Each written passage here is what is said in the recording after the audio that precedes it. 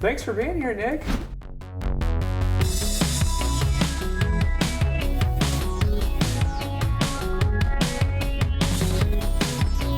Thanks, Dustin. Really appreciate it.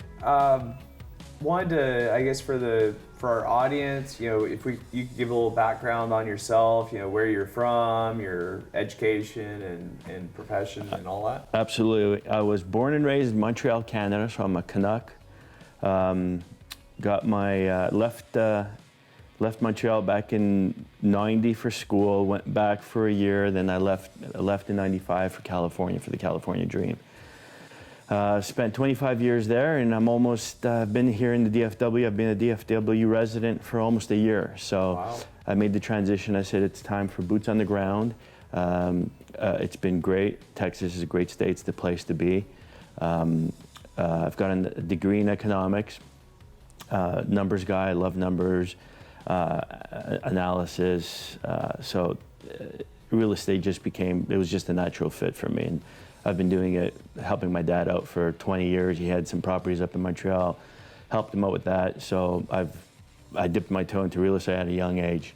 Okay. So it's been great. Awesome. That's cool. So what got you interested in passively investing? I know you're in a few deals passively. What kind of got you down that path and, versus the stock market per se? Sure. So again, seeing the returns and the cash flow, you want to go bigger and faster.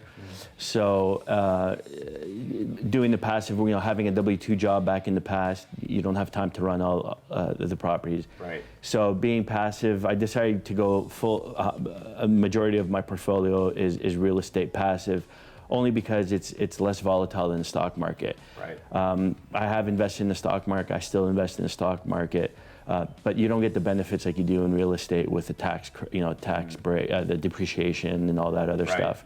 So I mean, when you do a trade on the stock market, you're paying 40, depending on your tax bracket. And if it's a short-term or long-term hold, it doesn't have the benefits like real estate does. Awesome. Okay. So you're in some what have you done passively and how's that gone so far? It's gone really well. I'm in 7 deals passively, just over $1,400 Wow. in the last year and a half, close to 2 years. Yeah, Awesome. It's great. And then the last deal, the 8th property, I'm a partner in. I'm a co-sponsor on, and that's the most exciting part. I wanted to do syndication, even in California, but it didn't pencil out. So I decided, let's start doing passive investing, see how the operators work. You learn a lot from them. And then I took the plunge in and became a co-sponsor back in May. Awesome. So it's great. Okay, cool. So what kind of got you comfortable enough to pull the trigger on some of these passive investments? I mean, that's you're putting in potentially a lot of money. How'd you get over that hump? So I knew what I wanted, being through the, not just through my education, but I took a few courses, just like everyone else, went to a lot of meetups, podcasts, read books. I actually did all the courses in the CCIM, so I'm a CCIM candidate. So I just knew what I wanted, and I think I jumped into 4 deals in 6 weeks when I started to meet everyone. Wow. So just analyzing the deal and knowing what I knew. And if it was a right fit and I felt comfortable, I just jumped in. To some people, it's just a no-brainer. Okay. So I guess kind of jumping on that, when you were looking at those passive investments, because you jumped into a few of them in a short amount of time, did you have a checklist or, what were the things that you looked for in the deal before you hey, here's my money? So the first thing is, how are they going to cover their debt service ratio, their cash flow? How are they going, how is the asset going to pay? Is there job growth, right? Is it a stable community? So my checklist is, what kind of area is it in? Okay.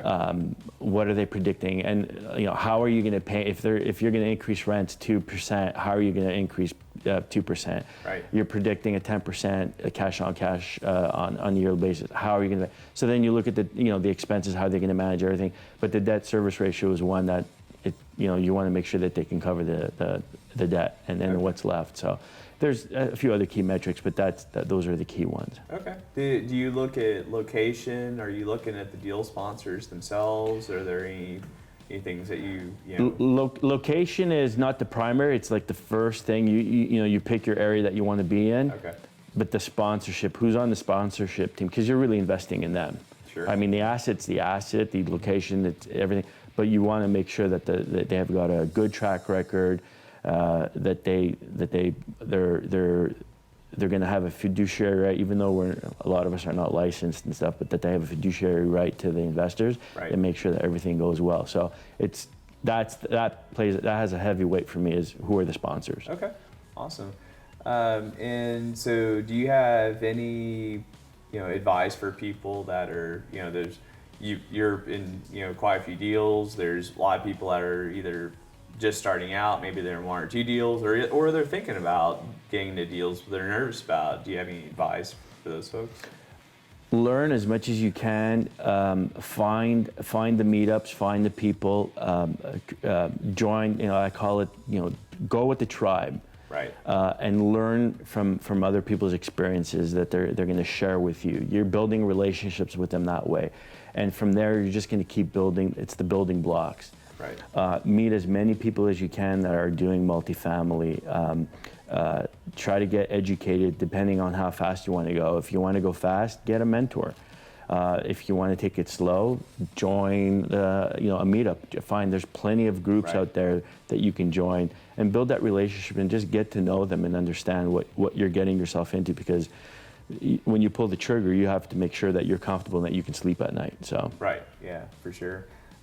Is there, kind of looking at, I know your degree's in economics, so you could probably talk about this for, an hour, but kind of looking ahead to 2020, we've had a nice economic run.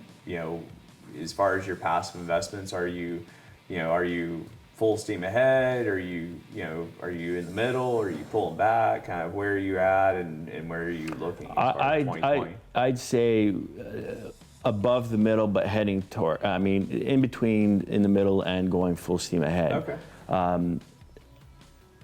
You can't, I hate to say you can't go wrong with real estate, but with multifamily, everybody needs a roof over their head. Sure. It's the volatility. It's making sure that you're doing the right deals, that you're getting the right debt, that you can manage any downturn that, I can't tell you when it's going to happen. It's going to happen, but Right. when, who knows, right? If we all Sure. knew, we'd be doing something else. Yeah. But I think that here in the DFW, Texas, a few other states, there's some strong economic growth. If something does downturn, we're not going to feel it like the rest of the country. Right. It's a stable economy. We've got a diversity of jobs. So I'm more towards the full steam, but you have to find a deal that makes sense and that you're getting the right debt for it, because you never know what might happen. Okay. Awesome. Is there anything you wish you would have done differently?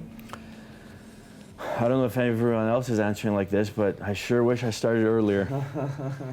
Seems to be a common theme. So. Yeah, it's once you get into it and you understand it and you find the right people and again you find that tribe, it's just gung ho. You get excited and Awesome. You just want to do it. I do this full time, so it's great. I love it. Awesome. I wouldn't change anything. Okay. Any final thoughts or advice for people kind of, starting out? I know we've hit on a few different things, but just any final thoughts or anything you want to add? Find people, like-minded people. Okay. When you start hanging out with like-minded people, you're going to learn so much more. You're building, you're going to build relationships. And this is a team sport. You need a team. Think of yourself, depending if you want to be passive, that find the right sponsors that I like to call some, sponsors should be like orchestrators, right? They have to have the team so that everything runs smoothly. Right. Find the people, find the sponsors that you feel comfortable with, that you get along, and that you're going to trust. You have to know them and then like them and trust them. Right. Yeah. Because it's not a marriage per se, but you're going to be in a deal with them potentially for a while. It's not 1 or 2 years. It's potentially 5 to 7, maybe up to 10, depending on the economic conditions. And we're not talking, you know, trades here, a couple hundred or a couple of $1,000s. It's a huge investment. So, yeah, you want to make sure you're placing your money with the right people. Yeah, absolutely. Cool. Well, thanks for coming on, Nick. Dustin, thanks for having us. It's an honor. Yeah, Thank you. absolutely. Well, Appreciate thank you. it. Take care. Thank you, sir.